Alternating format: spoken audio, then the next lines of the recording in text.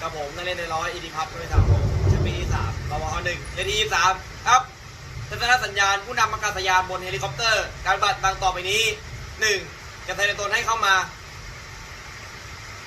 2. ถ้าเคลื่อนที่เข้ามาช้าๆ 3. เคลื่อนที่ไปทางซ้าย 4. เคลื่อนที่ไปทางขวา 5. เคลื่อนที่ถอยหลัง 6. หมุนตัวทางขวา 7. หมุนตัวทางซ้าย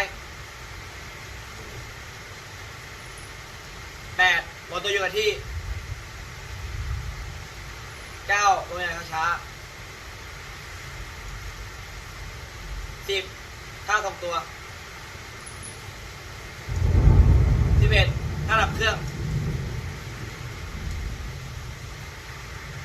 12. ท่ายกตัว